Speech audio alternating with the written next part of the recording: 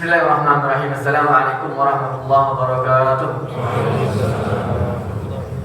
Alhamdulillah wassalatu wassalamu ala Rasulillah Muhammad ibn Abdullah qaidil mujahidin fi sabilillah wa ala alihi wa ashabihi wa mawalah wa man tabi'ahu ila yaumil qiyamah. Amma ba'd.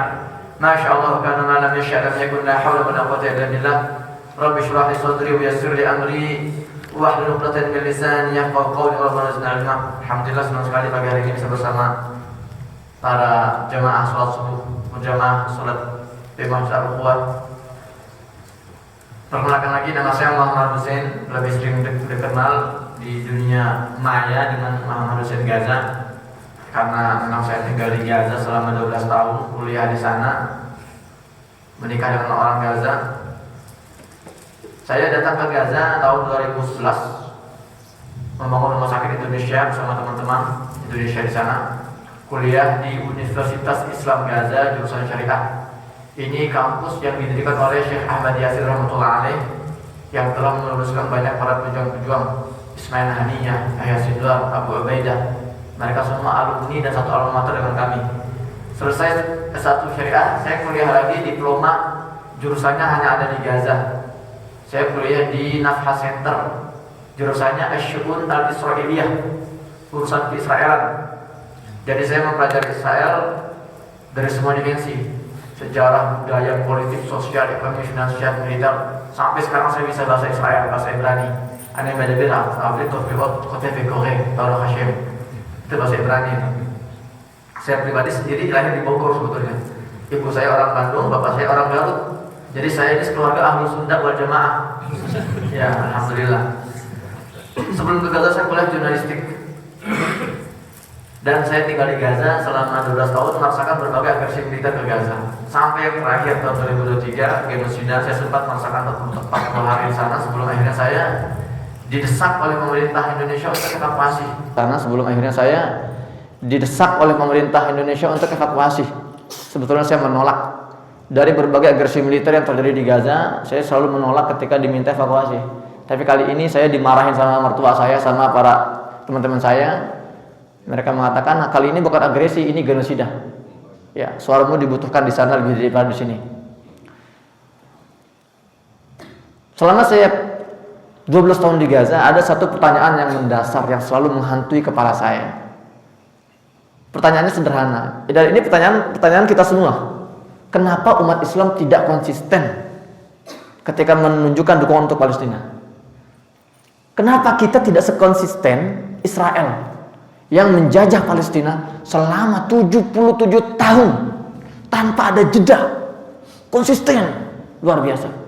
Tapi kita umat Islam ini memberikan dukungan kepada Palestina itu 3 tahun sekali, kadang 2 tahun sekali, tergantung. Kalau viral kita semua bersuara, kalau nggak ada suaranya kita diam, seolah tidak penjajahan di Palestina.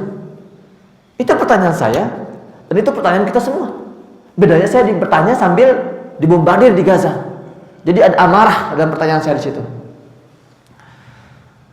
Saya baru tahu jawabannya ketika saya pulang ke Indonesia.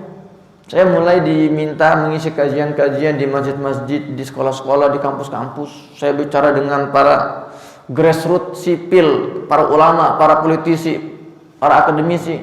Saya baru menganalisa, saya baru sadar ternyata masalahnya kenapa kita nggak konsisten. Itu masalah mindset, pola pikir. Yang saya baca di lapangan di Indonesia selama 2 tahun terakhir ini saya dievakuasi, mayoritas dari umat Islam, terutama Indonesia, masih berpikir bahwa hubungan antara kita dengan mereka itu sebatas hubungan antara donatur dengan penerima manfaat. Selesai. Kita masih memperlakukan masalah penjajahan ini seperti kita memperlakukan bencana alam, banjir, longsor, gempa bumi. Dikira ini musiman, seasonal. Nah, itulah kenapa kita nggak konsisten. Beda dengan bagaimana perilaku Barat ketika mereka mensupport Israel, konsistennya luar biasa itu. Karena saya jurnalis, saya nggak puas dengan penemuan saya di lapangan. Saya cari tahu lagi, apa penyebab faktor utama kenapa mindset ini begitu menjamur di kalangan kita. Mindset bahwa kita donatur, mereka penerima manfaat. Lagi-lagi saya tahu jawabannya ketika saya bergerilya dari masjid ke masjid. Ini kesimpulan saya, bisa salah bisa tidak. Tapi yang saya lihat, masalahnya adalah penyampaian narasi Palestina oleh para NGO dan aktivis Palestina yang selalu dibungkus dengan fundraising, pendekatannya donasi. Itu yang saya lihat di lapangan. Bagaimana ada satu NGO datang ke sebuah masjid misalnya, membawa syekh dari Gaza, dan banyak saya temukan orang ini bukan syekh sebetulnya, orang biasa, nggak punya pemahaman, tapi dipakai ini ngomong saya dianggap jadi narasumber utama. Saya memperhatikan itu. Narasi yang disampaikan oleh orang ini itu nggak berubah, usang, itu aja. Bahwa ini masalah kita bersama, Masjidil Aqsa kiblat pertama umat Islam, Palestina tempat Isra Mi'raj, tidak ada yang baru. Karena saya lihat orientasi mereka mengadakan kajian-kajian ini bukan edukasi. Orientasinya apa? Memperlihatkan video-video kehancuran yang rusak-rusak agar audiens simpati. Edukasinya cuma 15 menit, tapi galang donasinya, lelang-lelangan shellnya itu bisa sejam 2 jam itu. Jadi orientasinya materi. Wajar kalau setelah itu masyarakat berpikir ya sudah selesai urusan kami. Yang saya khawatirkan, Bapak Ibu, kalau konsep kajian kepalestinaan seperti ini template-nya, nanti para audiens setelah memberikan harta sisa yang gak seberapa, lalu mereka pulang ke rumah membawa pemikiran, alhamdulillah ya Allah sudah gugur kewajiban saya. Kewajiban yang mana? Serendah itukah kita memandang masalah Palestina? Donasi kita yang sedikit 3 tahun sekali merasa menggugurkan kewajiban kita. Lihat apa yang diperjuangkan oleh warga Gaza. 77 tahun mereka sendirian memikul beban perjuangan ini. Masjidil Aqsa yang harusnya kita pikul bersama-sama, mereka pikul sendirian. Dan lihat apa yang mereka korbankan. Bukan sebatas uang sisa mereka. Rumah mereka hancur, harta mereka habis, anak mereka dibunuh satu persatu. Anak-anak mereka sekarang lumpuh, ada yang terputus, ada amputasi. Puluhan ribu anak Gaza cacat hari ini untuk mempertahankan tanah suci umat Islam. Itu pengorbanan mereka. Mana pengorbanan kita sejauh ini? Kita terlalu gampang puas atas apa yang kita berikan kepada warga Palestina. Maka saya ketika pulang dari Gaza, lalu saya diundang oleh ratusan masjid sampai saat ini, oleh majelis-majelis taklim, saya bilang ke tim saya akan hadir siapa yang mengundang, tapi kalau saya hadir tolong pihak pengundang hormati permintaan saya. Pertama saya bilang, kalau bikin spanduk kajian, kan suka ada tuh, hadiri kajian eksklusif, silakan bikin yang besar yang bagus, tapi tolong jangan ada embel-embel, siapkan infak terbaik, siapkan donasi terbaik. Dan minimal saya kalau ngisi ini 3 jam Pak, nggak bisa saya bicara 1,5 jam, 1 jam, karena saya harus bahas masalah akar masalahnya, geopolitiknya, latar belakangnya, masuk ke tadabur ayat-ayatnya, tadabur hadis-hadisnya, baru saya bicara pengalaman saya, baru tanya jawab. Karena saya selalu meyakini bahwa masalah kenapa kita nggak konsisten, karena kita minim edukasi. Tidak ada forum-forum yang khusus mengedukasi. Selama ini para teman-teman ini, ya saya yakin ini bukan keinginan mereka juga nggak sadar. Mereka tidak bisa membedakan antara forum edukasi dengan forum donasi. Semuanya dijebret, disatukan. Akhirnya ada kekacauan pemikiran di sini. Maka saya tegaskan di sini Bapak Ibu semua, bagi kita seorang Muslim, visi misi pembebasan Masjidil Aqsa adalah proyek seumur hidup. Itu yang harus kita tanamkan hari ini. Dan ini proyek besar yang harus kita wujudkan. Tidak hanya mengorbankan harta kita yang gak seberapa, tapi juga tenaga kita, waktu kita, pikiran kita, energi kita, kalau perlu darah dan nyawa untuk Masjidil Aqsa. Takbir. Ini pengorbanan, ini perjuangan besar yang tidak bisa hanya melibatkan diri kita sendiri. Kita harus melibatkan istri kita di situ, anak-anak kita di situ, tetangga kita di situ. Karena Barat, ketika mereka mensupport, ketika mereka mendirikan Israel, ketika mereka berinvestasi untuk mendirikan Israel, mereka totalitas dan konsisten. Tidak seperti kita. Alhasil, karena kita ini kurang paham apa yang sebetulnya kita perjuangkan, apa value sebuah tanah Palestina ini, jadi kita gampang disetir. Kita gampang digiring oleh media. Kapan kita menangis berjamaah, itu media barat yang nentuin itu. Karena tidak ada kesadaran dalam diri kita. Maka kemarin saya diminta ngisi orasi di depan masyarakat di Monas, itu aksi terakhir. Saya katakan pada mereka, wahai umat Islam, berhentilah bereaksi emosional, menangis, bersedih. Air mata kita tidak akan bisa mengubah apa-apa. Warga Gaza tidak butuh air mata kita. Berhenti bereaksi, mulai beraksi strategis. Nggak harus nangis, tapi ada aksi-aksi nyata di lapangan. Apa itu aksi strategis? Seperti bapak saya kirim saya ke Gaza. Saya ke Gaza bukan tiba-tiba saya ikut undian dapat belum ke Gaza. Tidak. Ini persiapan dari kecil. Bapak saya dari muda tuh memang dia punya kemarahan besar terhadap Zionis itu. Sejak dia muda. Dia punya impian bisa berjihad di Palestina. Namun dia berpikir strategis, nggak emosional. Kemarahan dia diarahkan dengan apa? Dengan cara mentarbiyah anak-anaknya, menginvestasikan kemarahannya, menanamkan visi misi kepada kami. Dengan harapan, kalau tidak saya, paling tidak nanti anak-anak saya bisa mewakili saya menjadi pelayan di Gaza sana. Berpikir strategis artinya berpikir jangka panjang, Pak. Reaksi emosional membuat kita menjadi bangsa yang pragmatis. Kita nggak tahan, Ustadz, kapan Palestina merdeka? Pengennya buru-buru, nggak bisa. Padahal Israel itu dibangun oleh Yahudi dan Barat, itu puluhan tahun persiapannya. Mereka berdarah-darah, mereka menginvestasikan harta mereka, tenaga mereka, puluhan tahun. Kita mau bebaskan Palestina, mengharapkan tentara-tentara lemah di negara Arab hari ini, kita pengen 2-3 tahun selesai, nggak bisa. Maka kita harus perbaiki lagi mindset kita hari ini, bahwa perjuangan ini perjuangan yang membutuhkan nafas panjang. Dimulai dari mana? Dari rumah-rumah kita. Kalau kita marah, jangan luapkan dengan komentar-komentar di medsos, dengan luapkan dengan kemarahan-kemarahan kita, tapi luapkan di tempat kita berdiri, di situ kita berinvestasi. Para ibu, para ayah, mulai tahan air mata kalian. Jadikan air mata itu bahan bakar untuk mendidik anak-anak kita di rumah menjadi para pejuang-pejuang, para guru, para dosen dan sebagainya. Ini saya udah kelebihan sebetulnya. Karena saya cuma dikasih waktu 15 menit gitu ya. Nanti tapi semoga kita bisa improve di tanya jawab karena waktu kita terbatas. Tapi sebelum saya tutup, saya ingin sampaikan satu hal penting, bahwa ketika saya pulang dari Gaza lalu saya diajak diskusi oleh banyak televisi, saya diundang di studio-studio, saya dihadapkan oleh banyak mereka para pakar yang menamakan dirinya pakar Timur Tengah, analis Timur Tengah.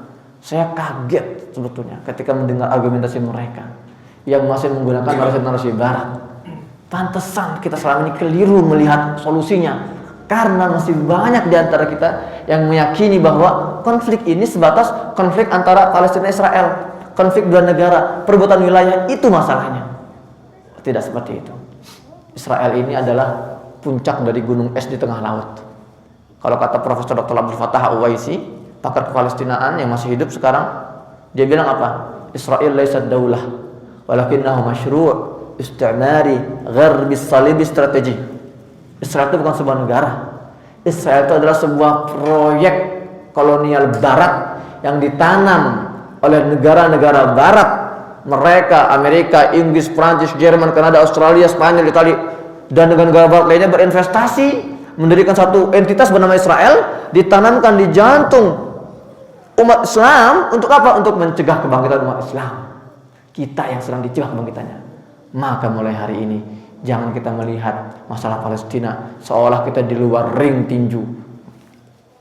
Mereka sedang bertempur, enggak, kita di dalam ring itu. Masalahnya kita nggak sadar kalau kita sedang terjajah. Itu mungkin mukadimah dari saya, semoga bermanfaat. Karena waktu saya juga dibatasi tadi 15 menit ya, semoga ada sesi tanya jawab nanti. Saya kembalikan ke moderator. Akhir qawli hadza. Assalamualaikum warahmatullahi wabarakatuh.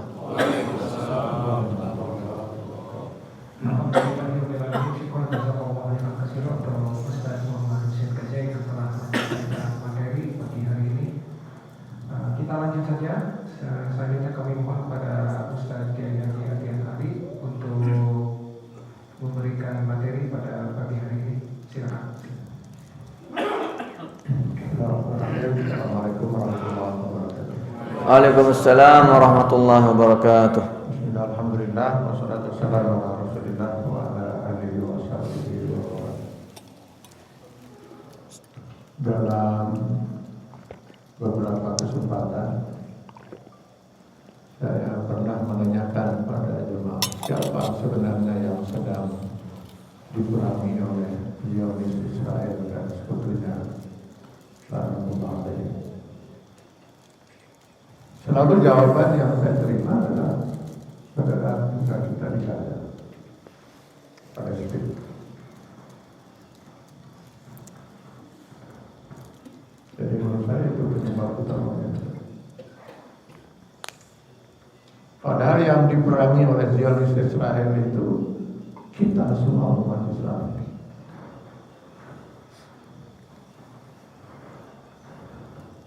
Innamal mu'minuna ikhwah. Sebenarnya orang mukmin itu satu dengan yang lain adalah saudara. Yang di dalam sebuah hadis digambarkan oleh Rasulullah SAW, hubungan kita sesama muslim itu kal jasadil wahid, bagaikan satu tubuh. Satu bagian tubuh, anggota tubuh kita sakit, harusnya semua kita merasakan sakit. Sehingga kita semua harus berbuat sesuatu untuk mengatasi bagian tubuh kita yang sakit itu.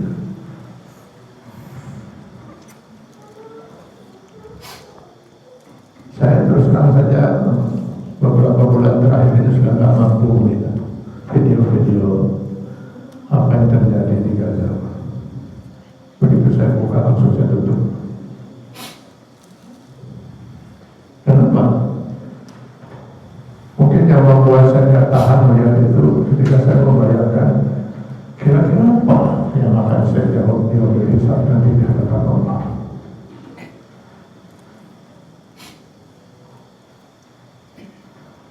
Ketika Allah Subhanahu wa taala meminta pertanggungjawaban kita sebagai orang yang mengaku mukmin, sebagai orang yang mengaku muslim. Ketika saudara-saudara kalian sesama mukmin, ketika bagian tubuh kalian itu dibantai, dibunuh, sebagiannya dibakar hidup-hidup, sebagian lagi dikubur hidup-hidup, apa yang kalian lakukan? Kita menjawab apa? Sudah punya jawaban? Andai kata itu nanti ditanyakan oleh Allah Subhanahu wa taala di hari hisab nanti. Atau mungkin mereka yang para syuhada yang sudah mencapai 61.000 itu kemudian menjadi saksi di hadapan Allah. Ini bukan persoalan kecil, ini persoalan yang akan mempertaruhkan keimanan dan keislaman kita di hadapan Allah Subhanahu wa taala. La yu'minu ahadukum hatta yuhibba li akhihi ma yuhibbu li nafsihi. Tidak beriman seseorang kalau secara harfiah ya seperti itu kemudian. Walaupun sebagian ulama meringankan dalam menafsirkan hadis ini dengan mengatakan tidak sempurna keimanan seorang sampai dia bisa mencintai saudaranya sesama mukmin seperti cinta dia pada dirinya sendiri. Mana bukti itu? Mana dia menurut kata sahabat dan hujamun bijadihi wa huwa tidak beriman dengan ajaran yang saya bawa Islam, kata Rasulullah. Bohong kalau dia mengaku muslim. Jangan dipercaya. Kalau dia bisa tidur dengan nyenyak. Sementara dia biarkan saudara-saudara yang lain tidak bisa tidur karena menahan lapar. Yang dialami oleh saudara-saudara kita di Gaza sana bukan hanya tidak bisa tidur karena menahan lapar. Itu pun sekarang sedang mereka rasakan dan sudah ratusan yang meninggal karena kelaparan. Mereka sudah tidak punya rumah tempat tinggal. Yang satu kehilangan seluruh keluarganya, yang satu kehilangan anaknya. Masih berani kita mengaku muslim. Kalau masih berani mengaku muslim, kata Rasulullah jangan dipercaya. Bohong kita. Ma'aman lagi tidak beriman dengan ajaran yang saya bawa Islam. kepercayaan umat dulu. Ini urusan pertaruhan, urusan keimanan kita di hadapan Allah SWT. Dan ironisnya ini terjadi di negeri yang katanya mayoritas penduduknya muslim.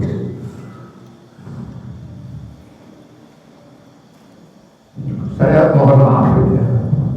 Bahkan bukan hanya mempertanyakan keimanan dan keislaman kita.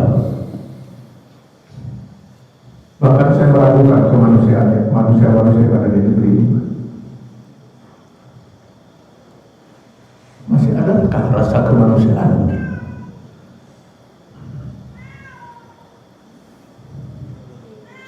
Terus terang mereka yang kita sebut orang-orang kafir yang ada di Eropa, di Amerika sana, jauh lebih manusiawi dari kita. Mereka masih lebih berhak untuk mengaku bahwa mereka itu manusia dibanding kita. Mudah-mudahan yang saya maksud kita ini tidak termasuk kita yang ada di sini.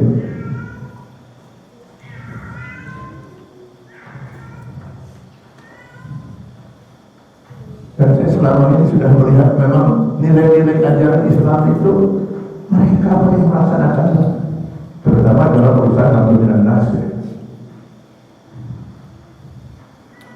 Kita hanya ribut urusan penampilan. Islam itu mau dinilai dari penampilan. Kalau bajunya begitu itu yang muslim, kalau penampilan badannya seperti itu itulah yang muslim. Kita ribut urusan itu. Yang tidak begitu dianggap bukan muslim atau tidak sunnah dan lain sebagainya. Sementara nilai ajaran Islam itu mereka yang melakukannya.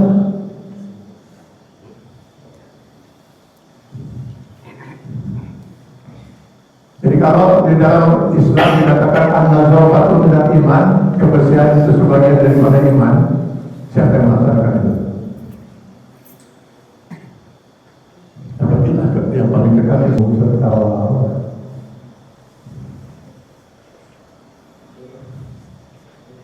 Kita hanya ribut urusan penampilan yang kemudian berhasil memecah belah umat ini.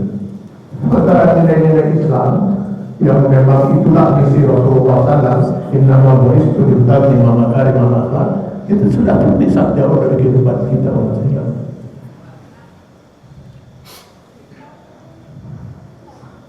Kapan pernah berhenti saudara kita di Eropa di Amerika sana dari berdemo tentang pemerintahnya yang zalim? Berapa banyak mahasiswa yang sudah dipenjara, bahkan dosen? Itu tidak sama sekali menunjukkan semangat mereka. Bahkan ketika pemerintah Amerika yang zalim itu kemudian mengancam para mahasiswa itu, nama-nama kalian sudah ada dalam daftar kami. Andai kata kalian lulus nanti, jangan harap kalian bisa mudah untuk memperoleh pekerjaan. Apa jawab mereka? Kalau perlu ijazah kami sobek. Karena kami tidak akan pernah membiarkan pajak yang kami bayarkan kalian menggunakan untuk membantu jauh susah membantu saudara-saudara kita di Gaza. Mereka yang seperti itu.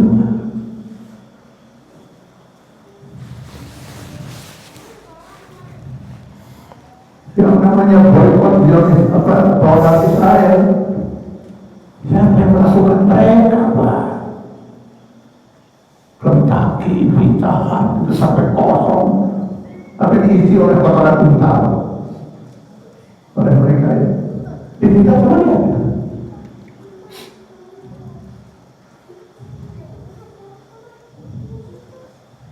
Rasanya saya ingin mendatangi saudara yang kebetulan masuk di Kentucky dan sedang makan itu berjilbab. Saya ingin saya masuk bukan jilbab kalian. Untuk apa jilbab itu?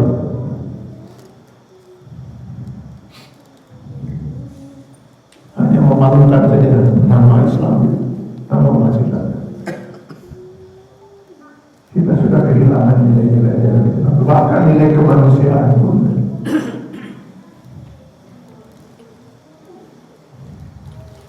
Jadi Israel itu kecil, lemah itu.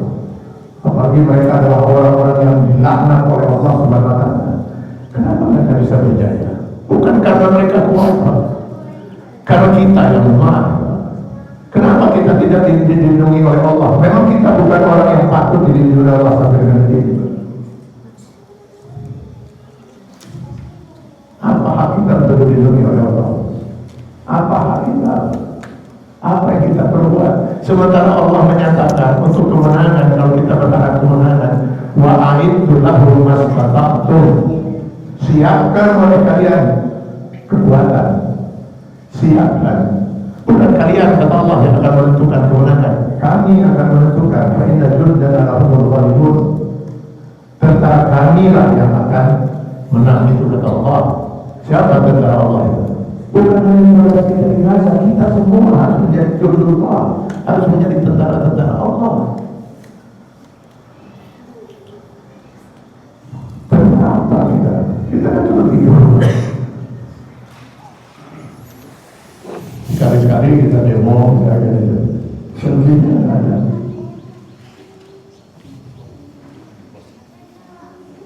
Dan semua ini akibat karena tidak terciptanya kesatuan umat. Kenapa tidak tercipta kesatuan umat itu? Karena dua asas persatuan yang Allah tentukan sudah tidak ada pada umat ini. Wa'tasimu bihablillahi jami'an. Untuk bisa bersatu umat ini, titik tujuannya yang sama, yaitu sama-sama mencari ridha Allah. Negara-negara itu masih mengharapkan ridha Allah. Saya nggak yakin loh. Yang mereka harapkan ridha Donald Trump. Mereka lebih merasa nyaman daripada berlindung pada Allah, lebih merasa nyaman berlindung di bawah ketiak Donald Trump. Bagaimana kita bisa bersatu? Saya yang dilakukan,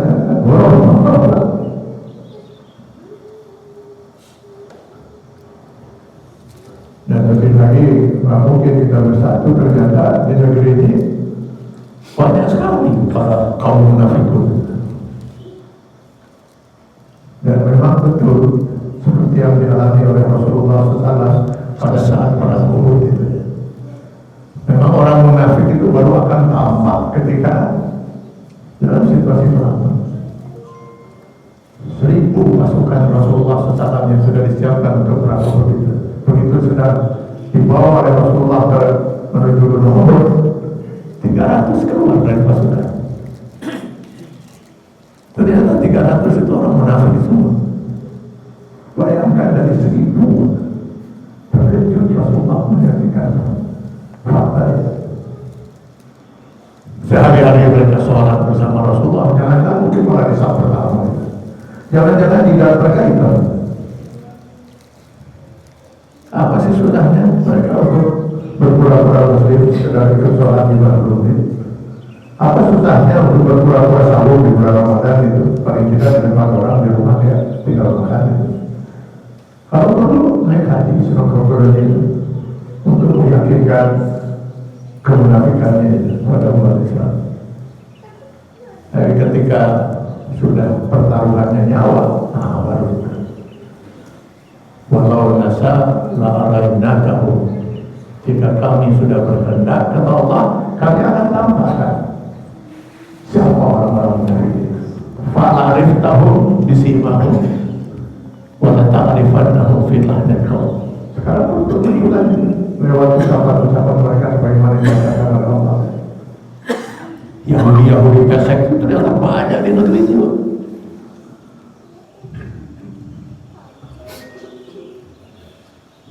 Mereka lah yang kemudian mempengaruhi umat Islam untuk tidak berbuat sesuatu kepada saudara-saudaranya dia. Bahkan mereka menyalahkan Hamas. Hamas lah yang salah. Kenapa Hamas menyerang Israel 7 Oktober 2023? Hamas yang salah, kata setan-setan ini, setan-setan berbaju Islam ini. Jadi salah Hamas karena ingin memerdekakan diri mereka dari para penjajah ini. Salah dulu para pahlawan kita itu kenapa menyerang, membarangi Belanda, harusnya menyerang itu, diambil.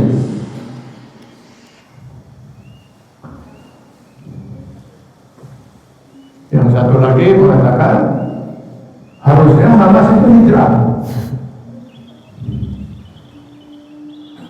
Jadi sayangnya yang ngomong-ngomong ini jenggotnya panjang-panjang. Kita buka aja lah, itu di video semua ada yang bisa saya lihat.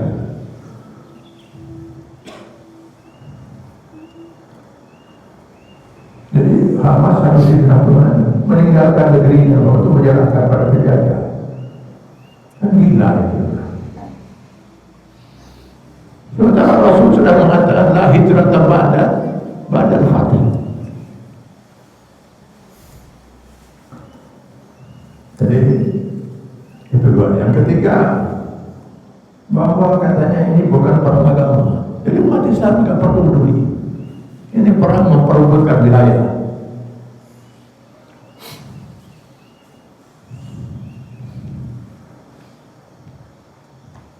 Ini kebetulan juga pernah disampaikan oleh seorang yang pernah tinggal di Gaza 14 tahun.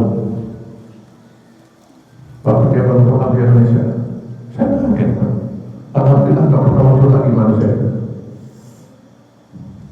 Mungkin bisa kenal mungkin orangnya. Siapa? Ada seorang yang mengaku sudah 14 tahun sudah di Gaza.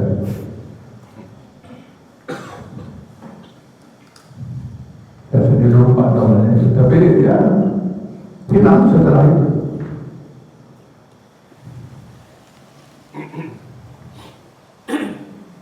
Kalau kita baca sejarah, setelah Perang Dunia Pertama,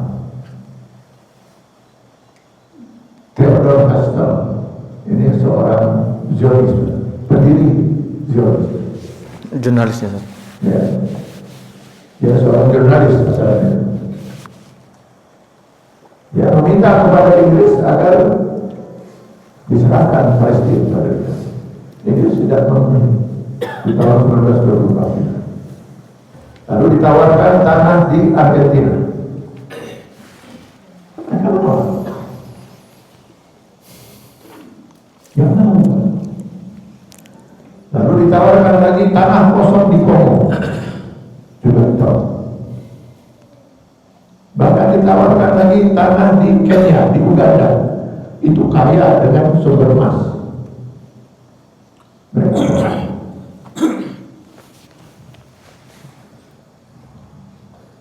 Lalu Mussolini pernah menawarkan pada mereka daerah Arab di Afrika, ditolak juga. Jerman sempat mau menawarkan daerah di Pulau Madagaskar.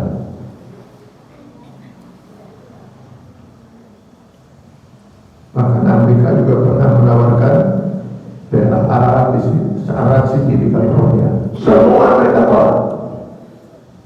Dan mereka lebih memilih bertahan 24 tahun. Baru setelah 24 tahun dipenuhi keinginan. Kenapa? Karena merasa mereka itu tanah yang dijanjikan Tuhan untuk mereka dalam kitab Taurat. Ini perang agama lah, perang keyakinan.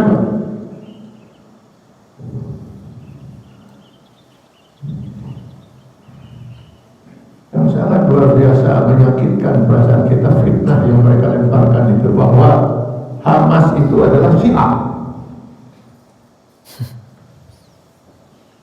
Ini betul-betul gila mereka itu. Saya tanya melemparkan fitnah sebenarnya. Syekh Yasin itu seorang Muslim yang bahkan setahu saya beliau pernah aktif di Ikhwanul Muslimin di Mesir. Pendiri Hamas. Dan kita sangat mudah membedakan mana Syiah, mana Islam. Karena mudah sekali membedakan mana hak, mana batil. Lalu ada lagi yang satu lagi sekarang sudah meninggal. Kalau masalah yang paling panjang levelnya. Lalu dia mengatakan bahwa boykot itu urusan ulul amri. Jadi selama yang namanya ulul amri tidak memerintahkan boykot, masyarakat tidak boleh melakukan boykot.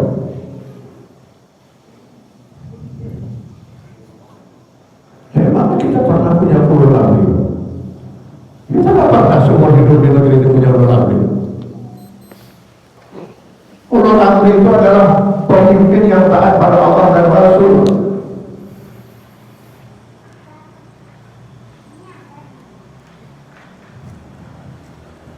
Kita tidak pernah punya ulul amri. Dan kalaupun kita punya ulul amri dan ulul amri kita tidak melakukan kewajibannya untuk mencegah perkara, tapi kita lihat. Kalau kita punya ulul amri sekalipun, kita tidak pernah punya ulul amri. Ati Allah wa ati Rasul wa ulil amri minkum. Yang namanya ulul amri itu adalah pemimpin yang taat pada Allah dan Rasul.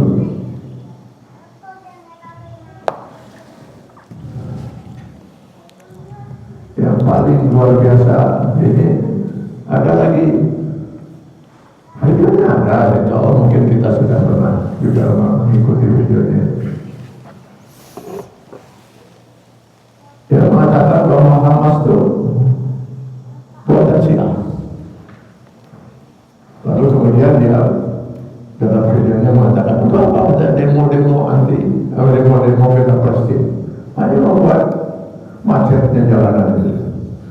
Karena itu dia mengatakan pada jemaahnya itu dalam video itu, nanti kalau ada lagi demo-demo bela Palestina, bubarkan. Kalau tidak mau bubar, bunuh mereka.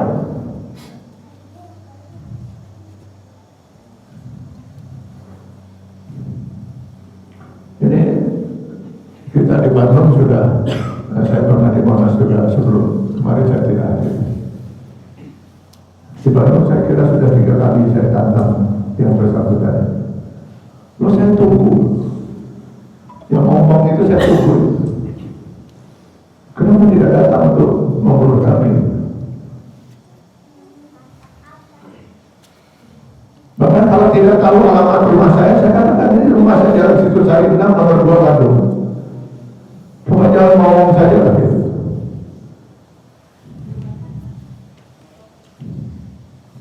Karena Rasulullah dalam hadis tidak halal darah seorang muslim itu kecuali karena 3 hal. As-sayyibul zani, orang yang pernah menikah atau terikat dengan ikatan pernikahan lalu berzina, itu hukumannya rajam sampai mati, halal darahnya. Yang kedua, an-nafsu bin nafsi, mereka membunuh, maka hukumnya qisas. Dan yang ketiga, at-tarik bidini, orang yang murtad, meninggalkan agamanya, murtad. Dan kalau kita dihalalkan darahnya yang demo bela Palestina itu oleh manusia itu, insya Allah yang demo itu bukan berzina.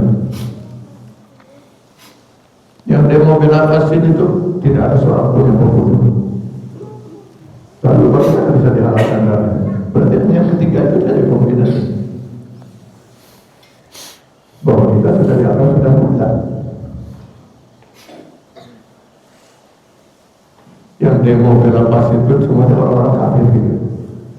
Karena mari kita lihat di dalam hadis, apabila seorang melemparkan tuduhan kafir kepada orang lain, lalu maka salah satu orang itu kafir. Kalau benar yang dia tuduhkan bahwa kita yang membela Palestina itu sudah kafir, ya kafir kita. Tapi kalau tidak, yang menyatakan itu ya kafir.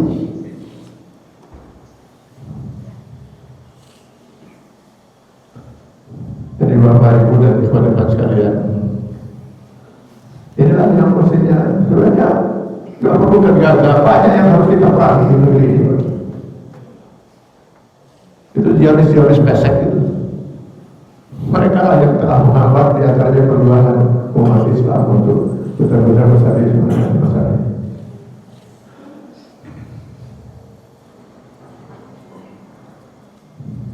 Jadi teman-teman sekalian, marilah kita berbuat sesuatu yang kira-kira menurut kita insya Allah bisa menjadi alasan kita di yaumul hisab nanti itu bisa selamat dari pertanggungjawaban di hadapan Allah Subhanahu wa taala. Ketika Allah Subhanahu wa taala meminta pertanggungjawaban. Ketika saudara-saudara kalian, bagian dari tubuh kalian itu dibantai, dibunuh, dikubur hidup-hidup, dibakar hidup-hidup, apa yang telah kalian lakukan? Siapkanlah jawaban itu sebelum ajal menjemput diri kita masing-masing.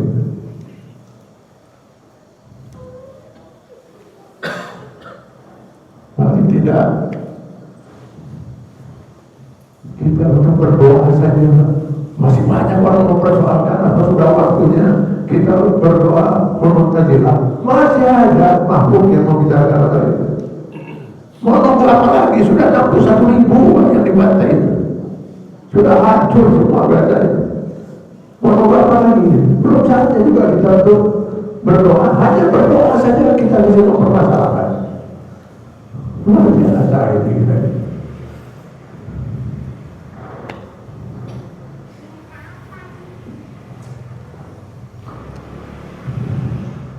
Sebenarnya itulah yang ingin saya sampaikan. Mudah-mudahan kita bisa berbuat sesuatu, harus berbuat sesuatu kalau kita ingin selamat, terutama di yaumil akhir nanti di hadapan Allah SWT. Paling tidak kalau kita tidak bisa pergi ke sana dan tidak memungkinkan kita untuk bisa berbuat ke sana, kita bisa berbuat di sini. Apa sih susahnya kita atau tidak membeli produk-produk Israel? Nggak akan mati kita. Insya Allah nggak akan mati kita. Masih banyak produk lain yang bisa kita gunakan. Dalam keluarga kita, dalam komunitas kita dan semuanya, gerakan ini harus betul. Paling tidak kita hubungkan ekonomi mereka itu bagian dari perjuangan kita. Semoga Allah memberkahi kita sekalian. Amin ya rabbal alamin. Waalaikumsalam warahmatullahi wabarakatuh. Alhamdulillahirrahmanirrahim. Syukur jazakallahu khairan katsiran Ustaz. Kita masuk ke sesi tanya jawab untuk para jemaah semua. Semoga kita bisa membuka kembali mengenai informasi ataupun apa yang bisa kita lakukan untuk saudara-saudara kita di Palestina. Kami mohon untuk jemaah agar pertanyaannya lebih singkat dan agar jemaah yang lain bisa terbagi untuk pertanyaan. Silakan. Ya. Langsung saja mohon ucapkan nama dan pertanyaan. Assalamualaikum, nama saya Andri. Saya tujukan ke Ustaz Husein. Terima kasih sudah datang ke sini, Pak. Pertanyaan pertama terkait beberapa informasi yang ada di media sosial beberapa waktu ini yang beberapa negara barat akan berencana mengakui berdirinya negara Israel. Palestina. Palestina. Saya sedikit curious dan nggak percaya sebetulnya apa yang dilakukan oleh orang-orang kafir itu. Menurut pandangan dari Ustaz Husein sendiri itu seperti apa? Ada maksud apa dengan itu? Yang kedua tadi Ustaz menyinggung beberapa langkah strategis yang agar hubungan terhadap Palestina itu tidak seperti dukungan musiman seperti bencana alam. Yang dimaksud dengan dukungan strategis itu seperti apa? Mudah-mudahan itu bisa kita lakukan atau kita dukung juga. Oke, baik. Terima kasih. Langsung saya jawab dulu ya. Pertama tentang pengakuan negara-negara Eropa, Prancis, Inggris. Saya diundang oleh TV One beberapa waktu yang lalu, ditanya gitu oleh presenter, Mas Husein, gimana pendapat Mas Husein? Saya bilang, perlu diketahui bersama, Prancis, Inggris ini adalah dua negara mitra utama Zionis dalam genosida sejak awal. Israel itu nggak kuat Pak, perang lama ini. Selama pengalaman saya di Gaza, tahun 2009 Israel hanya mampu perang selama 22 hari. Setelahnya dia meminta gencatan senjata.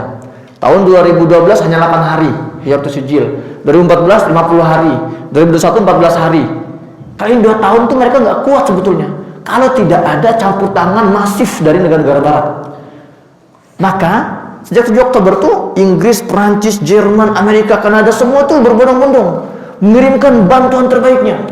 Jadi saya tegaskan bahwa Prancis dan Inggris itu mitra utama Zionis dalam pembantaian terhadap warga Palestina di Gaza. Kalau hari ini mereka merubah narasi, itu bukan karena mereka itu ada rasa kemanusiaan, bukan. Karena mereka melihat Israel ini semakin dekat dengan kehancurannya. Mereka sedang loncat dari kapal yang mau karam ke kapal yang sedang berlayar. Jadi, dan saya selalu katakan ke teman-teman, jangan terlalu mudah silau sama hal-hal yang sifatnya Free Palestine. Itu penyakit kita. Itulah yang saya bilang, kita terlalu bereaksi emosional.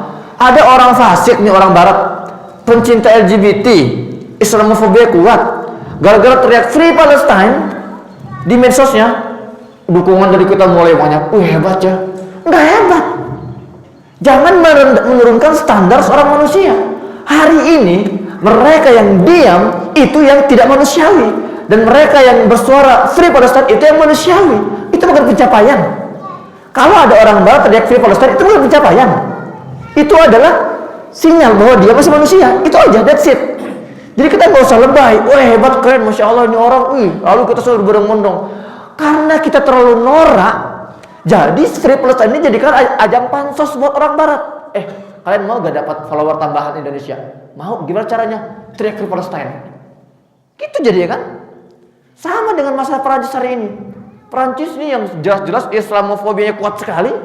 Ya, jangan lupa Emmanuel Macron ini kan yang menghina Nabi SAW, membebaskan tulisan-tulisan penghinaan Nabi. Lantas berapa dari kita, hebat Perancisnya? Enggak hebat. Memang normalnya sebuah negara dikatakan negara yang memanusiakan manusia hari ini ketika mereka mengakui Palestina sebagai sebuah negara. Itu ya, saya ulangi lagi, jangan biasakan bereaksi emosional, mulai beraksi strategis. Yang kedua, masalah aksi strategis ini penting banget ini. Saya ditanya juga oleh wartawan yang sama itu, presenter yang sama di acara itu. Saya bilang kita harus bergerak strategis. Dia tanya ke saya, menurut Bang Ustaz apa sih langkah strategis itu? Biasanya Pak, saya kalau ditanya oleh orang-orang, Ustaz apa yang harus kita lakukan? Apa langkah strategis kita untuk Palestina? Biasanya saya akan jawab dengan jawaban yang template. Kita harus terus bersuara, berdonasi, aksi, boikot. Ini kan jawaban-jawaban template kita kan, gak ada yang lain kan. Tapi suatu hari saya ditanya oleh seorang mahasiswi, saya nggak jawab itu. Saya bilang ini bukan jawaban strategis ini. Boikot, iya harus. Aksi, iya harus. Tapi ini bukan langkah strategis. Ini emosional sebetulnya. Kalau kita mau bicara strategis, ayo kita masuk pada detail di situ. Karena langkah strategis jurnalis beda dengan langkah strategis para ulama. Langkah strategis para ulama beda dengan langkah strategis para ibu, betul? Enggak jangan samain. Maka saya marah ketika saya diwawancara di salah satu televisi itu. Saya bilang, kalian para jurnalis, media-media mainstream, kalian ikut serta dalam memotivasi Israel dan menggenosidah, saya bilang. 100 nyawa dibunuh per hari. Kadang 180, kadang 120, pernah 500 sekali satu hari dibunuh. Itu konsisten selama 20 bulan. Kalian kemana wahai para media-media mainstream? Kenapa kalian bungkam? Sementara ada satu kasus orang Brazil jatuh nggak sengaja, mati di Gunung Rinjani. Itu masya Allah pemberitaannya luar biasa. Ada apa dengan kalian? Mana profesionalisme kalian? Saya bilang, saya juga jurnalis, tapi nggak seperti ini seorang jurnalisme itu. Namanya media mainstream, kapitalis, wajar. Yang bikin saya marah apa? Para ulama kita, ya Allah. Maka saya kemarin ketika di Monas saya teriak-teriak, wahai para ulama, para penceramah khutbah Jumat, kemana kalian di mimbar Jumat itu? 100 nyawa dibunuh per hari, kenapa kalian bahas tema-tema di luar masalah Palestina? Apakah hari ini bab Toharo itu lebih utama dibahas dibandingkan bab jihad? Ada apa? Ketika media-media mainstream ini membungkam masyarakat, kenapa kita para ulama di mimbar-mimbar itu ikut membungkam? Kenapa? Saya pernah diskusi dengan beberapa tokoh-tokoh. Pokoknya dia punya forum dakwah besar di Indonesia tuh. Seluruh Indonesia ada itu. Saya diskusi dengan dia. Saya bilang, Ustadz, kenapa Ustadz? Kenapa ulama kita membahas hal yang remeh-temeh hari ini? Kenapa tidak masalah Palestina? Apa jawaban dia? Ya Ustadz Hussein, gimana ya? Masalah Palestina sudah kita sampaikan di pekan-pekan sebelumnya. Bahwa Masjidil Aqsa kiblat pertama umat Islam. Bahwa Palestina tempat Islam Miraj. Bahwa ini perjuangan bersama. Kita mau bahas apa lagi? Astagfirullah. Saya makin marah di situ, Pak. Bukti betapa tidak pedulinya ulama kita sampai kehabisan bahan bicara Baitul Maqdis. Saya baca kitab, ya ada di mobil kitab saya itu, tafsir Suratul Isra, dirasat tahliliyah maudu'iyah ditulis oleh seorang doktor guru besar di Yordan, dia orang Palestina, namanya Dr. Ahmad Naufal. Dia ahli mufasir dia. Dia meriset Al-Quran bolak-balik dan dia temukan fakta bahwa ternyata sepertiga Al-Quran itu ayat-ayatnya berisi tentang Baitul Maqdis. Artinya berapa juz, Bu? Sepertiga Al-Quran, Bu? 10 juz. 2000 ayat. Bicara Baitul Maqdis, kok bisa kita kehabisan tema? Apa yang kita baca selama ini? Itu masalahnya. Maka saya juga kadang gatel, Pak. Para ulama kita sedikit-sedikit mengatakan ini demi kejayaan umat Islam, demi kebangkitan umat Islam. Punya satu gagasan baru, ujung-ujungnya dihiasi dengan ini semua demi mengembalikan kejayaan umat Islam. Tapi pernah gak mereka benar-benar mendetailkan apa sih barometernya? Oke, yuk kita menuju kejayaan umat Islam. Oh, barometernya. Tolong jelaskan. Kalau kita nggak punya barometer, kita nggak bisa memulai. Kita akan sporadis, kita nggak akan berjalan dengan terarah, enggak. Apakah barometer dikatakan umat Islam jaya itu ketika seluruh manusia masuk Islam? Atau ketika seluruh masjid penuh? Atau ketika seluruh umat Islam hafal Quran? Atau ketika seluruh dunia menggunakan ekonomi syariah Islam? Enggak seperti itu. Itu indikator iya. Tapi barometer umat Islam dikatakan jaya pada masanya adalah ketika Masjidil Aqsa berada dalam pangkuan umat Islam. Soal seperti itu, bukan zaman Islam, Pak. Bukan zaman Islam, seluruh imperium dunia manapun. Persia itu dikatakan puncak keemasannya ketika dia menguasai wilayah Palestina. Romawi dikatakan puncak keemasannya ketika dia menguasai Palestina. Apalagi Mongol, apalagi Yahudi, hari ini Yahudi sedang puncak. Nah, maka ini narasi-narasi kita satukan bahwa bicara kejayaan umat Islam, inilah barometernya ini. Ketika kita bisa mengembalikan Masjidil Aqsa, itulah kita dikatakan bangkit dan jaya. Kalau kita sudah ada barometernya, baru kita bisa membangun tangga-tangga, anak-anak tangga perjuangan di situ. Bicara tentang ayat-ayat Al-Quran yang bicara Baitul Maqdis, makanya saya sekarang sama teman-teman aktivis-aktivis di lapangan anak muda, kita punya program, Pak, namanya Baitul Maqdis Academy. Gerakan mencetak generasi Baitul Maqdis dengan pondasi pergerakan dari surat Al-Isra ayat 1. Allah berfirman, a'udzubillahi minasyaitonir rajim, bismillahirrahmanirrahim, subhanalladzi asra bi'abdihi laila minal masjidil haram ilal masjidil aqsa. Ini ayat bukan hanya membahas tentang Isra Mi'raj. Kata Dr. Ahmad Naufal, ini ayat adalah kode langit. Allah memberikan kita kode dari atas. Inilah cara pembebasan Masjidil Aqsa. Minal masjidil haram ila masjidil aqsa. Ini hubungan antara masjid. Kenapa Allah tidak menyebutnya min Makkah ilal Quds atau minan Najd ila Syam? Kenapa Allah menyebut minal masjidil haram ila masjidil aqsa? Karena kata beliau, ini kode bahwa hubungan ini antara masjid, bahwa pembebasan Masjidil Aqsa tidak akan pernah terjadi sebelum kalian bebaskan masjid sekitar kalian dari kesunyian, dari kekosongan. Nah, makanya gerakan Baitul Maqdis Academy ini akan saya gerakkan dari masjid ke masjid. Itu kuncinya. Saya kemarin ngomong gitu di Monas. Barometer kesuksesan aksi hari ini bukan seberapa banyak donasi yang terkumpul, bukan. Ukuran keberhasilan aksi ini bukan seberapa banyak yang hadir, bukan. Tapi seberapa banyak sholat subuh berjamaah di masjid kalian besok, lusa, dan seterusnya. Di situ kuncinya. Minal masjidil haram ila masjidil aqsa, dari masjid ke masjid. Masalahnya hari ini saya lagi bicara langkah strategi saya. Hari ini kalau kita bicara manajemen masjid, kenapa yang hadir ini biasanya mayoritas orang, ya ini kan nih Masya Allah anak muda nih mayoritas nih. Anak muda 30 tahun yang lalu gitu. Kenapa, Pak? Mayoritas anak-anak tuh orang anak muda 30 tahun lalu yang hadir. Kalau bicara manajemen masjid ada dua masalah utama nih. Pertama namanya konflik generasi. Di mana masjid ini ya diisi dan di-manage oleh, mohon maaf ya, orang-orang yang sudah usia sisa, tenaga sisa, pensiunan. Contoh ini saya banyak temukan di kasus lapangan nih. Pensiunan, nggak punya kerjaan lagi, nggak punya kegiatan, udahlah saya megang kas masjid aja lah. Mohon maaf, Pak, masjid ini bukan tempat menunggu kematian. Ini tempat untuk menyambut peradaban. Maka masjid ini harus dimanage oleh anak-anak muda yang kompeten. Orang tua ini rata-rata, mohon maaf ya, ngirim salat pun nggak bisa karena bacanya belepotan. Dia bertahun-tahun sebagai PNS, gitu kan, nggak bisa baca Quran, mau megang masjid nggak bisa. Masjidnya harus diambil orang anak muda yang ketika disuruh imam siap sholat jahar, maghrib, isya, subuh, bacaan bagus.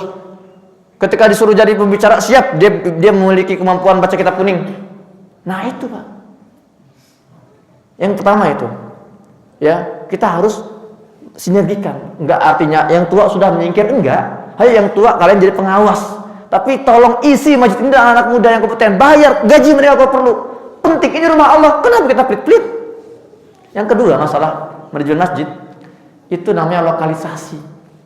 Masjid hari ini masjid NU, ini masjid Muhammadiyah, ini masjid Salafi, masjid Jamaah Tabligh, masjid LDI. Maka kita nggak bisa menyatukan ini semua kecuali di bawah narasi Baitul Maqdis. Kalau sudah bicara Baitul Maqdis, Masjidil Aqsa, semua harus panut di situ. Semua harus siap untuk mengerahkan yang terbaik. Bahwa ini adalah hutang kita bersama. Maka di antara langkah strategis adalah gerakan dari masjid ke masjid. Nah, dan ini perlu dana kita semua. Jangan, makanya saya selalu katakan, saya punya lembaga Pak, saya punya lembaga kemanusiaan. Meskipun saya tidak bicara donasi sana sini, saya sudah kirim sekitar 120 miliar ke Gaza sejak 2023, bulan 7 Oktober. Saya punya lembaga namanya INH, International Networking for Humanitarian. Saya selalu bilang ke para jemaah, lain kali ibu bapak, kalau mau kirim ke Gaza, niatnya, akadnya jangan cuma buat logistik Pak. Saat ini tolong buat logistik. Saya pengen ada foto-foto setelahnya. Anak Gaza megang, kemudian senyum. Apa itu? Jangan seperti itulah. Kita merendahkan martabat mereka sebetulnya. Saya orang lapangan. Kalau logistik 10 miliar, kita arahkan semua ke logistik. Kurang dari 1 jam akan habis tanpa sisa dan kita nggak mengcover kecuali sedikit lokasi Gaza itu. Itu nggak strategis. Kalau logistik semua negara pun bantu. Jepang, Korea, Cina juga bantu logistik. Tapi apa beda kita dengan mereka kalau seperti itu? Maka saya bilang, kalau kita mau kirim buat Palestina, niatnya apa? Untuk program strategis. Nanti sebagian buat logistik, sebagian buat media. Kita perlu media ini. Tadi siapa yang mendirikan Zionisme? Jurnalis. Kita nggak punya media yang mengcounter selama ini. Kita perlu perjuangan media. Kita perlu gerakan edukasi. Inilah yang saya sebut nafas panjang. Jangan pragmatis selalu logistik, sembako lagi. Memang kita perlu merapihkan orientasi kita ke depan. Jadi itu kurang lebih salah satu langkah strategis yang bisa kita lakukan. Kalau buat para ibu, tadi saya katakan, didik anak-anaknya. Buat para ayah, didik anak-anaknya. Buat para ulama, mulai merapikan lagi. Saya alhamdulillah saya sudah susun buku 50 khutbah bertema Baitul Maqdis. Insya Allah akan rilis dalam waktu dekat. Jadi biar nanti para ulama ini nggak kehabisan tema lagi gitu ya. Padahal kalau di surat Al-Isra itu Pak, surat Al-Isra itu punya julukan namanya Dusturun Nasr. Min umat Isra melawan umat Israel. Kalau kita mau membaca bagaimana kehancuran Bani Israel, itu Allah sudah jelaskan secara detail dalam surat Al-Isra itu. Apa kriteria pembebasan? Detail Allah jelaskan itu. Makanya saya bilang, saya kalau ngisi kajian minimal 3 jam. Ini saya masih mau mukadimah, ini belum mau masuk materi sama sekali gitu loh. Karena banyak hal yang perlu kita bahas di situ. Ya, jadi itu yang bisa saya jawab, silakan. Alhamdulillahirobbilalamin, syukur jazakallah. Ini masuk materi kedua dari Ustaz. Satu pertanyaan 15 menit. Kami mohon dari pertanyaan selanjutnya, silakan. Kami mohon pertanyaan agar lebih singkat, lebih jelas, dan kita juga beri kesempatan kepada jamaah ini untuk bisa bertanya. Silakan. Bismillahirrahmanirrahim. Assalamualaikum warahmatullahi wabarakatuh. Waalaikumsalam warahmatullahi wabarakatuh. Ditujukan untuk Ustaz Hadianawi dan Ustaz Hussein. Yang pertama, Ustaz, ini kan dari 1917 saya tahu, dari mulai Balfour yang deklarasikan, lalu juga kemerdekaan Israel 48. Ini kami anak-anak muda yang lahir tahun mungkin 80-an melihat konsistensi para Zionis ini konsisten, Ustaz. Dan sampai hari ini tidak hanya itu, modernisasi menyebar di media sosial, konsisten mereka sangat hebat. Namun saya melihat di jalur Islam, Muslim, negara Muslim terpecah belah, kita juga tidak bisa bersama. Apakah ini ketakutan Muslim karena ini menjadi membuat Rasul dan juga di dalam Quran bahwa akhir zaman adalah saat Islam mengalahkan Israel atau Yahudi? Apakah karena ketakutan kiamat sehingga kita nggak mau membela Islam dalam hal ini? Lalu yang kedua, seterusnya, apakah ini juga berkaitan dengan geopolitik di dalam peta geopolitik ini terkait dengan keekonomian dan juga ada unsur-unsur keekonomian yang menghajar Muslim agar nggak mau maju mengejar kemenangan di Israel? Itu mungkin Ustaz. Terima kasih banyak. Assalamualaikum warahmatullahi wabarakatuh. Silakan Ustaz. Mungkin dari Ustaz Afian. Ustaz Afian. Ada banyak sinyalemen Al-Quran dan juga sinyalemen Rasul. Kalau Al-Quran mungkin orang akan mempertanyakan lagi, ya, itu firman Allah. Sinyalemen Rasul kadang-kadang orang bertanya, padahal sinyalemen Rasul itu firman Allah.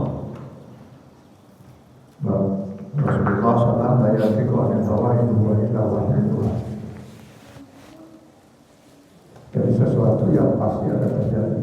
Cuman orang kemudian memahaminya yang keliru atau mencari-cari dan jadi ketika kita seperti ini, ya berjayalah mereka. Pasti berjaya mereka. Allah itu punya dua sifat di antara sekian banyak sifatnya. Ar-Rahman, Ar-Rahim. Kalau kita pernah bahas panjang di kajian ini soal dua sifat ini, pengasih dan penyayang.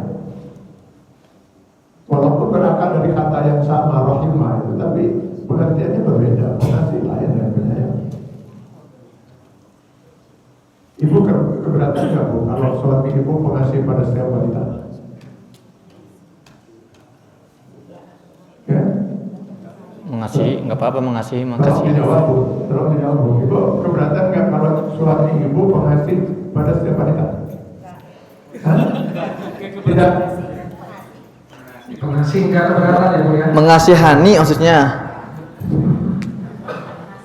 Saya tidak keberatan kalau istri saya mengasih pada setiap pria. Asal ada pria misalnya butuh bantuan dia kasih. Saya tidak keberatan. Tapi insya Allah suamiku hanya penyayang pada ibu sendiri seorang aja. Allah itu maha pengasih pada segenap makhluknya tanpa beri kasih. Mau kafir dia, mau mukmin dia, Allah pengasih. Karena dia adalah Rabbul Alamin. Bukan hanya Tuhan orang mukmin. Allah itu Tuhannya orang kafir juga. Memangnya orang kafir itu siapa Tuhan? Kalau bukan karena Allah, mereka saja tidak mau mengimani Allah sebagai Rabbnya. Nah, karena Allah itu Rabbul Alamin, dia maha pengasih pada segenap makhluknya tanpa beri kasih. Siapa yang mau berusaha, dia akan memperoleh hasil dari usahanya. Saya ngajar dulu agama di ITB. Sekarang sudah enggak. Pernah seorang mahasiswa itu mengatakan begini, kenapa Allah lebih mencintai orang kafir daripada orang mukmin? Kalau saya bilang pertanyaan itu sudah salah. Gak mungkin Allah lebih mencintai orang kafir daripada orang mukmin. Mungkin mengasihi. Apa buktinya? Lihat katanya orang-orang kafir itu pada lulus, cepat, gitu kan, kuno, dan sebagainya. Orang-orang mukmin ya. Itu pernah juga ditanyakan oleh anak SMA 4 sehingga saya sudah. Kenapa Allah lebih mencintai orang kafir daripada orang mukmin? Apa buktinya juga? Di kelas saya ada ranking pertama itu orang kafir. Ranking kedua Muslim, gak pernah sholat. Dan saya yang tukang sholat gak pernah ke ranking ketiga juga. Lalu saya tanya, apa yang biasa Anda lakukan kalau menghadapi ulangan ini? Ya seperti pesan orang tua saya, malam tahajud Yasin 4 kali bacaan, terus baca ayat kursi dan sebagainya dan seterusnya. Oh ya Pak, saya bilang kamu tidak pernah di ranking pertama. Lo yang diuji matematika dibaca Yasin. Gimana Anda bisa? Anda sudah menghilangkan sifat rahmat Allah. Sifat rahmat Allah itu siapa yang mencari sebab dia akan memperoleh iman.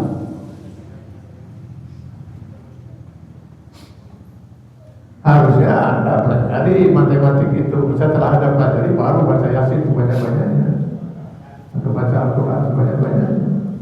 Kalau tidak, Anda tidak punya hak untuk mendapat sifat rahmat Allah. Dua orang mukmin dan kafir sama punya sebidang tanah. Yang kafir mau mengolah tanah, menanamnya, terus mau melihara, besar kemungkinan dia dapat panen. Dua orang mukmin diolah tidak, tanah itu ditanamkan. Tiap malam dia tahajud berdoa, ya Allah, saya punya sebidang tanah, kalau bisa pohon dan rumput ini, nggak ada pernah tumbuh apa-apa. Itulah kondisi kita umat Islam sekarang.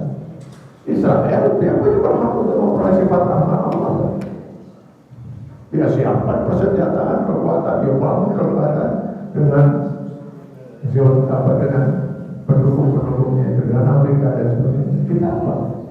Gak ada kita berbuat apa-apa. Jadi gimana kita mau memperoleh itu? Ketika kita sama-sama berikhtiar berusaha, wa'idul lahum mastata'tum, pasti Allah akan membela kita dengan sifat penyayangnya, dengan sifat rahimnya. Gak mungkin Allah menyayangi orang kafir. Nah, kita kehilangan itu, kehilangan sifat pengasih Allah dan sekaligus sifat penyayang Allah. Bagaimana Allah akan menyayangi kita yang tidak berbuat sesuatu?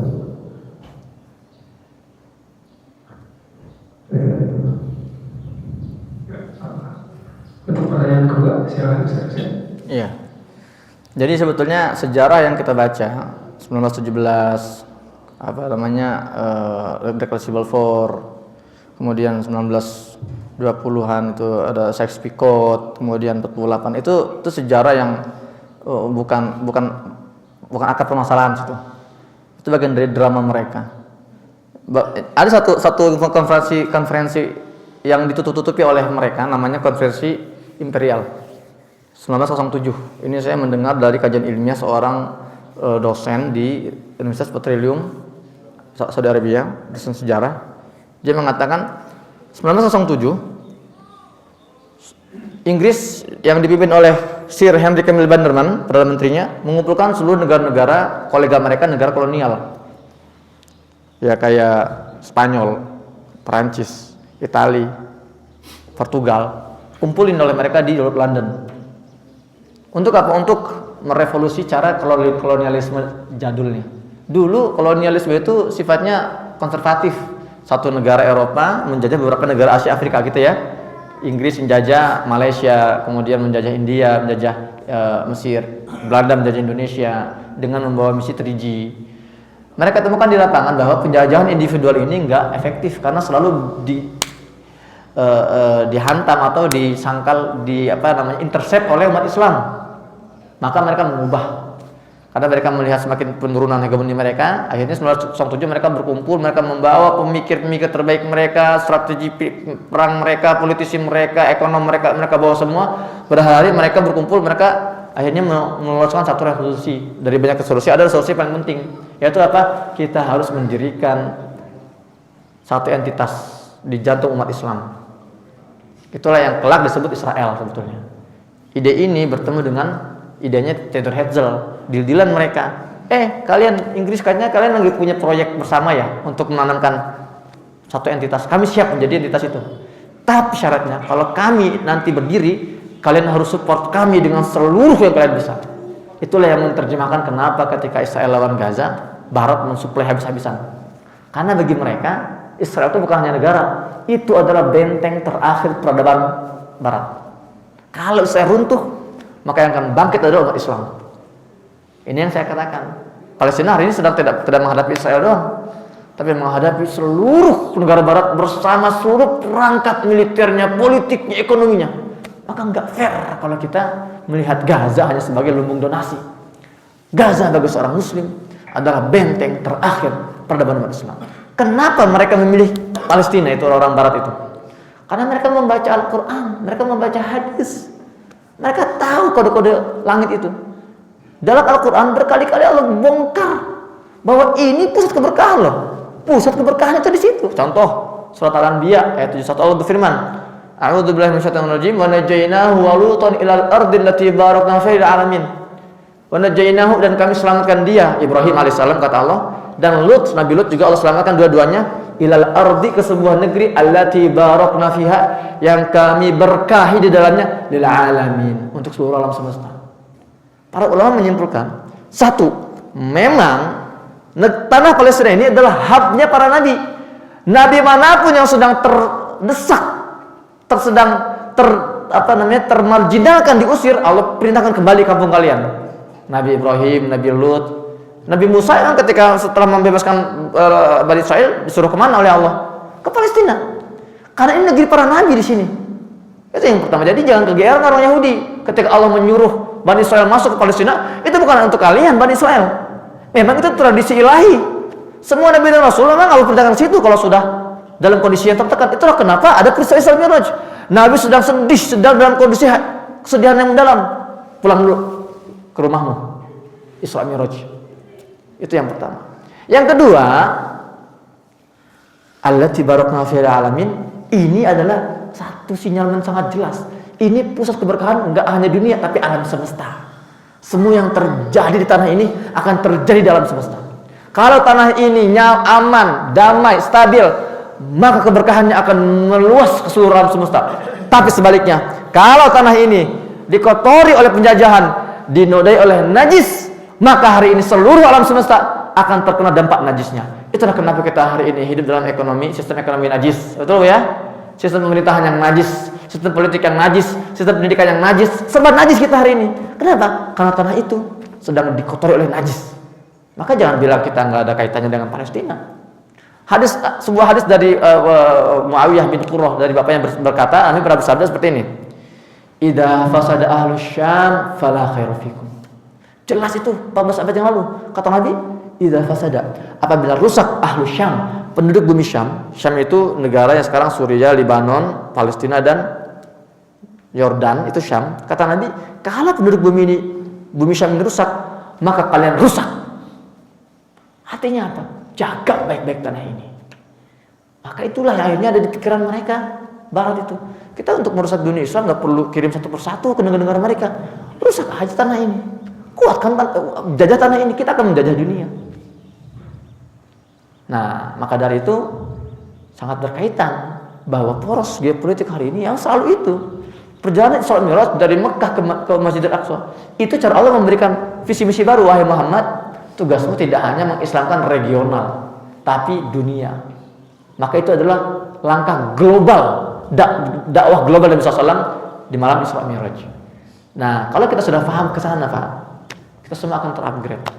Bahwa kita punya konsekuensi. Ketika kita sudah mengatakan kami akan menghadapi orang-orang global itu, maka kita harus mengupgrade kualitas kita dari semua bidang, semua hal, pendidikan kita, fisik kita, wawasan kita dan sebagainya. Itulah pentingnya narasi ini terus dibawa untuk mengangkat wibawa dan kualitas umat Islam hari ini agar tidak menjadi masyarakat yang diperbudak oleh Barat seperti itu. Ya, alhamdulillah. Mau ditambahkan Ustaz? Ada sedikit tambahan yang tadi yang untuk sosialisasi. Kalau itu diusulkan oleh negara-negara Eropa, itu aja. Yang mengejutkan adalah ketika Prabowo menyatakan itu, bahwa dia mendukung berdirinya dua negara itu dan siap mengakui Israel dan menjalin hubungan dengan Israel kalau sudah berdiri dua negara itu. Saya bersyukur, alhamdulillah, itu Prabowo itu enggak lahir di zaman penjajahan dulu. Andai kata yang bersangkutan hidup di zaman dulu penjajahan, mungkin dia akan mengusulkan agar Indonesia itu dibagi tiga dengan Belanda dan Jepang. Jadi dibagilah tanah kita untuk para penjajah. Bagaimana kita bisa menyerahkan tanah Palestina kepada penjajah? Logikanya mesti Indonesia dulu kita juga Indonesia diserahkan pada Jepang dan dibagi itu. Ini pemikiran dan herannya saya kira itu tadinya saya kira kalau seorang pemimpin negara itu pasti melaksanakan konstitusi undang-undang 1945. Jelas-jelas konstitusi kita undang-undang dasar 1945 itu kita arti penjajahan. Kalau kita malah menyerahkan negeri kepada penjajah bagaimana ceritanya?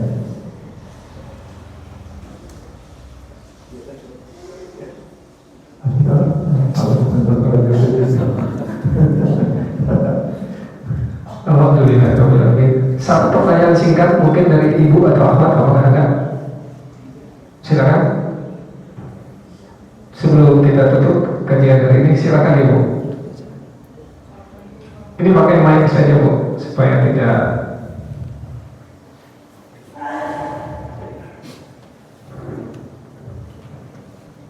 Assalamualaikum warahmatullahi wabarakatuh. Saya dari Departemen Kesan dari seorang teman yang menanyakan kepada Ustaz Hussein.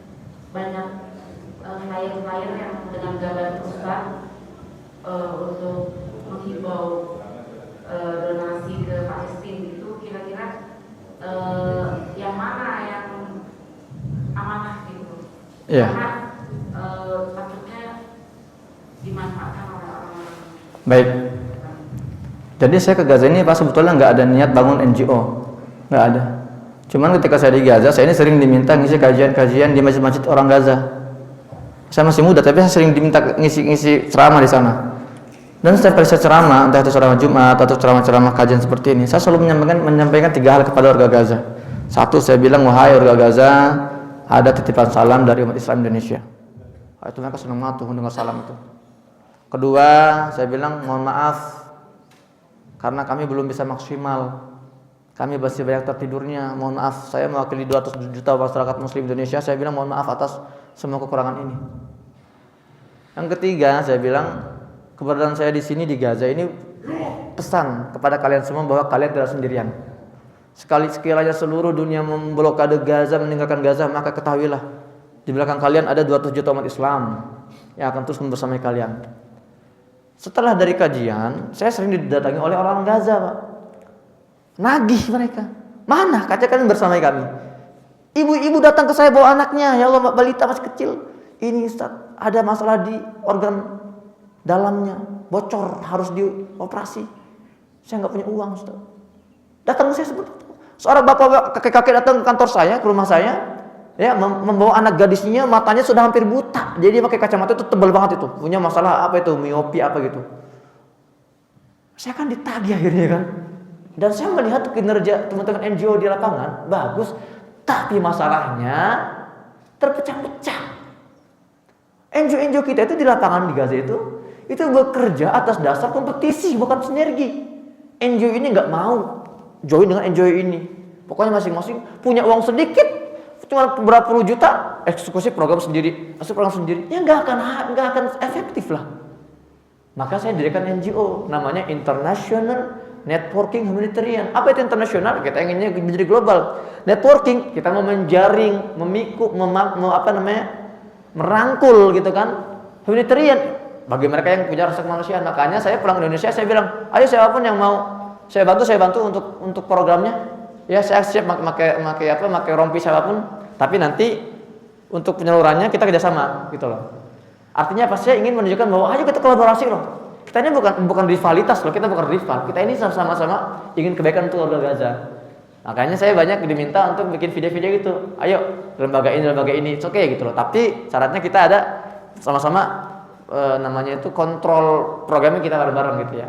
Kalau ibu-ibu mau donasi langsung lewat lembaga saya, bisa lewat lembaga INH, International Networking Humanitarian. Nanti mana ini? Siapa namanya? Rian. Mana tim saya di sini? Iya, nanti bisa minta ke ini, bisa minta Kang Iman. Ya nanti di ini aja di broadcast saja pesannya, gitu ya.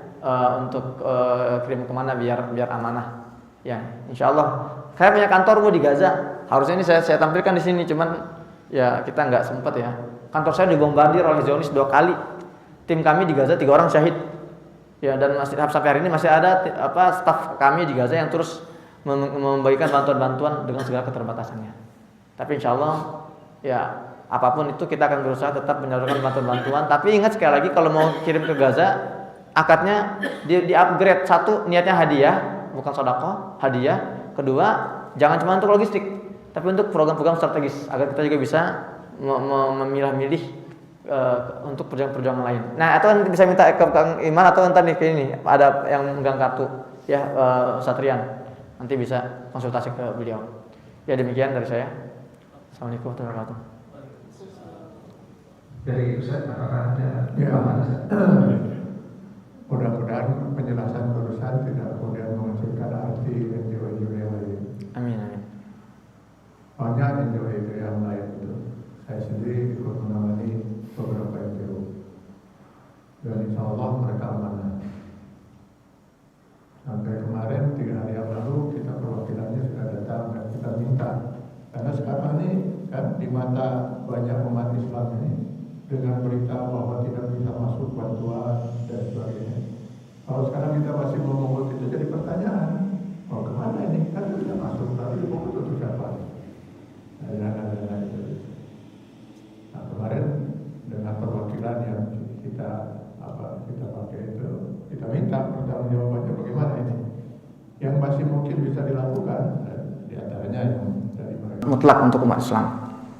Mereka yakin sekali bahwa darah-darah yang mengalir ini akan berganti menjadi kehormatan, kehidupan mulia.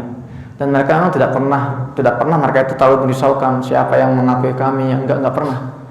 Ya, kata-kata mereka selalu mengatakan hasbunallahu wa ni'mal wakil. Hanya Allah yang cukuplah Allah menjadi pelindung kami. Jadi mereka sebetulnya kasihan sama kita, saudara. Ya, anak Gaza itu teriak pulang dari sholat Jumat diwawancara, gimana kabar kalian di Gaza? Kami baik-baik saja. Bagaimana kabar kalian di sana, di luar sana? Bagaimana rasanya hidup terjajah? Bagaimana rasanya hidup tangan terbelenggu? Tidak enak kan? Semoga Allah mengampuni kalian semua. Jadi perjuangan ini sudah Allah catat, sudah Allah tulis di mana finalnya, di mana ujungnya. Maka nggak boleh kita meragukan lagi kapan ini berakhir. Kenapa nggak selesai? Tugas kita hari ini adalah ikut dalam gerbong perjuangan ini. Bukan menangnya itu yang jadi tujuan, tapi usaha kita. Maka dari itu, bismillah, suka tidak suka, dengan tanpa kita, Palestina pasti merdeka. Suka tidak suka, dengan tanpa kita, Masjid Al-Aqsa pasti terbebas. Maka tugas kita hari ini adalah ikut serta dalam setiap kontribusi, dalam setiap apa yang bisa kita berikan untuk mereka sampai Palestina merdeka atau sampai kita meninggal. Ya demikian dari saya. Assalamualaikum warahmatullahi wabarakatuh. Ya, berangkat dari Quran surat Al-Anfal ayat 60, wa ayyuhum mastata'tum. Siapkan oleh kalian apa yang mampu kalian siapkan. Allah tidak pernah menuntut kita untuk memenangkan perjuangan, karena bukan kita yang menentukan kemenangan. Yang menentukan kemenangan adalah Allah SWT. Kita hanya dituntut berikhtiar, berusaha, berjuang secara optimal, memanfaatkan seluruh potensi yang Allah berikan kepada kita. Kita harus berbuat. Jangan ya better something than nothing. Lebih baik berbuat sekecil apapun daripada tidak berbuat sama sekali. Banyak yang bisa kita lakukan. Di antaranya jangan pernah berhenti berdoa.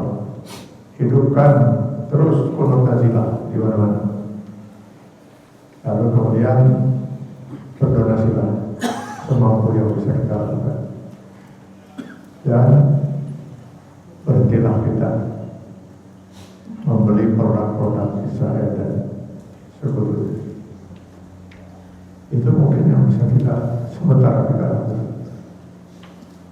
Dan berbuatlah karena kita pasti akan dimintai pertanggungjawaban oleh Allah SWT. Mari kita akhiri semuanya dengan kita berdoa kepada Allah SWT. Mudah-mudahan berkenan mengabulkan doa dan harapan. Alhamdulillah, bismillahirrahmanirrahim. Alhamdulillah, rabbil alamin. wassalatu wassalamu ala asyrofil anbiya'i wal mursalin wa ala alihi wa sahbihi ajma'in. Allahumma lakal hamdu kulluh wa lakal syukru kulluh wa ilaika yurja'ul amru kulluh wa ahlul anta tawbah wa ahlul anta tawbah wa anta ala kulli syai'in qadir. Lakal hamdu kama hadaitana lil iman wal islam wa lakal syukru kama an'amtana hikmatan wal Qur'an. Lakal hamdu katsiran wa lakal syukru katsiran faja'alna minas syakirina lil fadli ya Rabb wa la taj'alna minal kafirin. Allahumma ja'alna indal bala'i minas sabirin wa indal qiyamati minas syakirin wa indal jazaa'i minal faizin. Allahumma izzil islam wal muslimin wa azil asyirka wal musyrikin. Allahumma khuzna minal fitan ma zahara minha wa ma batan. Allahumma ansur ikhwanana al-muslimin al-mujahidin fi Palestin minal yahudi al-ghasibin wa min as-salibin al-haqidin wa min sa'iri a'da'i al-islam wal-muslimin. Allahumma dammir al-yahuda wa Israel wa saddid sharrahum wa farrij jamahum. Allahumma inna 'alaika bihim fa innahum la yu'jizunaka ya jalla jalaluhu. Allahumma wahdi sufufal muslimin wa sabbit aqdamahum wa anzil sakinata fi qulubihim. Allahumma jama' qulubal muslimina fi kulli makan ya sami'an wa ya jalal wal ikram. Rabbana atina fid dunya hasanah wa fil akhirati hasanah wa qina adzabannar. Wa adkhilna al-jannata ma'al abrar ya aziz ya ghafar ya rabbal alamin. Allahumma inna hadhihi du'a wa minkal ijabah wa la hawla wa la quwwata illa billahil aliyyil azim. Subhana rabbika rabbil izzati amma yasifun wa salamun alal mursalin walhamdulillahi rabbil alamin. Alhamdulillahirabbil alamin. Syukran jazakumullah khairan katsiran pada Ustaz Muhammad Hussein Gaza LC beserta Ustaz Kiai Haji Atian Ali Daya Sinama yang telah memberikan kajian pada pagi hari ini. Semoga Allah catat sebagai amal terbaik, ilmu yang bermanfaat dan sebagai ibadah untuk kita semua, dan kita mendapatkan hikmah dari langkah kita duduk bareng kita di majelis ilmu ini untuk diri kita dan orang-orang yang kita sayangi.